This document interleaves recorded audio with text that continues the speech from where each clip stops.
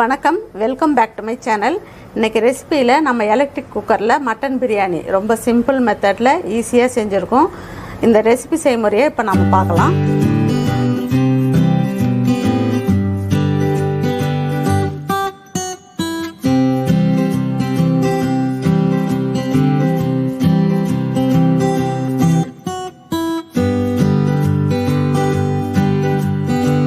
இப்போ நம்ம பிரியாணி செய்யறதுக்கு 3 குழிக்கரண்டி அளவுக்கு எண்ணெய் சேர்த்துக்கலாம்.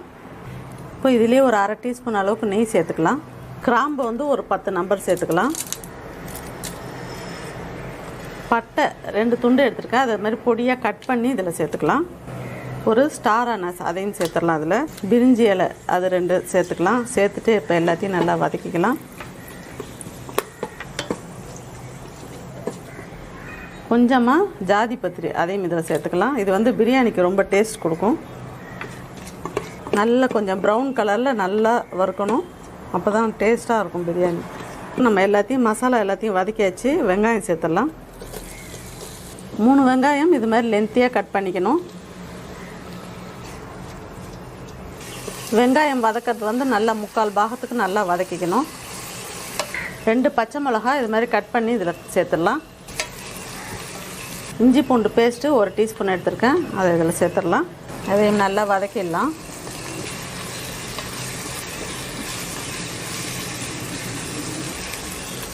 நம்ம சேர்த்த வெங்காயம் நல்லா அப்படி குழைவாக வந்துட்டு பாருங்க, அந்த மாதிரி நல்லா வதக்கிக்கணும்.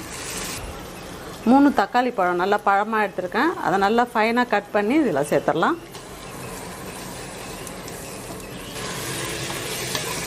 தக்காளி நல்லா குழைவாக வதங்கிடுச்சு. இப்போ இந்த ஸ்டேஜில் 1 டீஸ்பூன் அளவுக்கு மஞ்சள்தூள் போட்டுக்கலாம். 2 டீஸ்பூன் அளவுக்கு தனி மிளகாத்தூள் அதையும் இதில் போட்டுடலாம். நல்லா இந்த பச்சை வாசனை போகிற அளவுக்கு நல்லா இந்த எண்ணெயிலேயே வதக்கிடணும். இப்போ புதினா வந்து சின்னதாக ஒரு கட்டு எடுத்திருக்கேன், அதை இது மாதிரி நல்லா வாஷ் பண்ணிவிட்டு நல்லா ஃபைன் பேஸ்ட்டாக அரைச்சி வச்சுருக்கேன், அதை இதில் சேர்த்துடலாம். 2 கப் அரிசிக்கு 1 கட்டு புதினா எடுத்திருக்கேன். கொஞ்சம் ஜாஸ்தியாக சேர்த்து செஞ்சோம்னா டேஸ்ட் ரொம்ப நல்லா தான் இருக்கும்.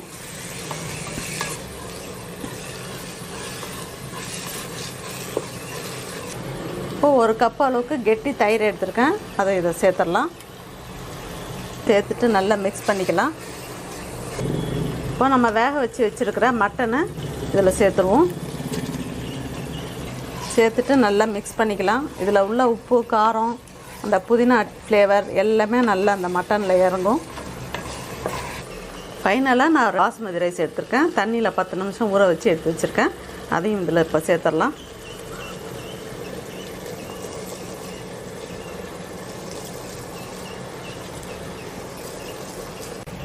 இப்போ இதையும் நல்லா மிக்ஸ் பண்ணிடலாம். அரிசி வந்து இது மாதிரி நம்ம வதக்கிறதுனால நல்லா உதிரி உதிரியாக வரும். இதை தனியாகவும் நம்ம நெய் சேர்த்து வதக்கி எடுத்து வச்சுக்கலாம், இல்லைன்னா இந்த மாதிரி இதுலேயே மசாலாவிலேயே போட்டும் வதக்கிக்கலாம். இது வந்து ஈஸியாக இருக்கும்.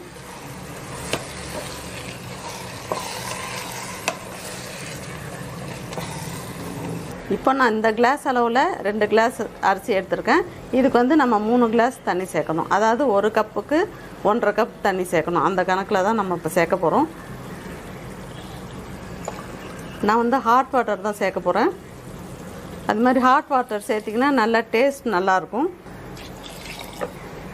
2 கப் தண்ணி சேர்த்துருக்கேன். தேங்காய் பாலோடு சேர்த்து 3 கப் மொத்தம். இப்போ இதை நல்லா மிக்ஸ் பண்ணிடலாம். இப்போ இதில் தேவையான அளவு உப்பு சேர்த்துக்கலாம். இப்போ உப்பு சேர்த்துட்டு நல்லா மிக்ஸ் பண்ணிவிட்டு இப்போ இதை மூடி வச்சிடலாம். 5 மினிட்ஸுக்கு ஒரு தடவை ஓப்பன் பண்ணிவிட்டு நல்லா மிக்ஸ் பண்ணி விடணும்.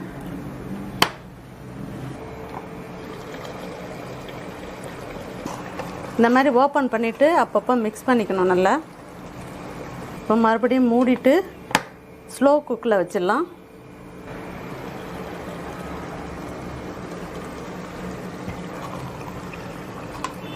எப்பயும் நம்ம மிக்ஸ் பண்ணும்போது நல்லா இப்படி சைட்லேருந்து எடுக்கணும். இப்போ அரிசி வந்து நல்லா ஒரு 3/4 பாகத்துக்கு நல்லா வெந்திருக்கு. இப்போ இந்த ஸ்டேஜில் ஒரு எலுமிச்சம்பழத்தை இதில் அப்படியே புழிஞ்சிடலாம். இதிலே 1 ஸ்பூன் அளவுக்கு நெய் சேர்த்துக்கலாம். நம்ம தாளிக்கும் போது ஃபஸ்ட்டு ஒரு 1/2 டீஸ்பூன் சேர்த்தோம், இப்போ வந்து ஃபைனலாக 1 டீஸ்பூன்.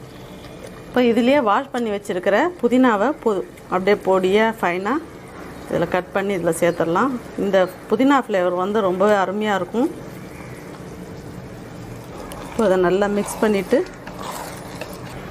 இதில் வந்து நம்ம நெய் சேர்த்துருக்கோம், எலுமிச்சம்பழம் சாறு, புதினா 3மே சேர்த்துருக்கோம். அதனால் நல்லா எல்லாத்தையும் மிக்ஸ் பண்ணிடணும். ஒரு தரம் மிக்ஸ் பண்ணிவிட்டு இப்போ ஸ்லோ குக்கில் அப்படியே ஒரு 5 மினிட்ஸ் வச்சிடலாம்.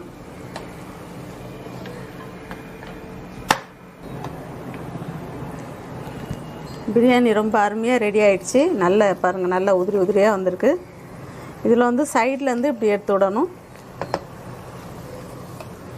இப்போ நம்ம இந்த வந்து எலக்ட்ரிக் குக்கரில் செய்கிறதுனால இதுக்கு தம் போடணும் அந்த மாதிரி எந்த வேலையுமே இல்லை. இதுலேயே நம்ம ஸ்லோ குக்லையும் வார்ம்லேயும் 5 மினிட்ஸ் வச்சு எடுத்துட்டோம்னா பிரியாணி ரெடி ஆகிடும். ரொம்பவே அருமையான டேஸ்ட்டில் ரொம்ப சிம்பிளாக செஞ்சுருக்கோம். இப்போ அதை டிஸ்பிளேக்கு மாற்றிடலாம்.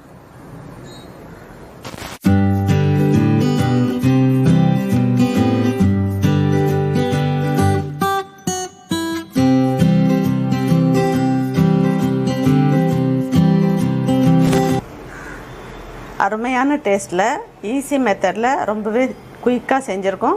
இதே மெத்தடில் நீங்களும் மட்டன் பிரியாணி ட்ரை பண்ணுங்கள். ரொம்பவே அருமையாக வரும். உங்களுக்கு இந்த ரெசிபி பிடிச்சிருக்குன்னு நினைக்கிறேன். பிடிச்சிருந்ததுன்னா லைக் பண்ணுங்கள், ஷேர் பண்ணுங்கள். ஃபஸ்ட் டைம் சேனலில் பார்க்குறவங்களா இருந்தால் சேனலை மறக்காமல் சப்ஸ்கிரைப் பண்ணுங்கள். தேங்க்யூ.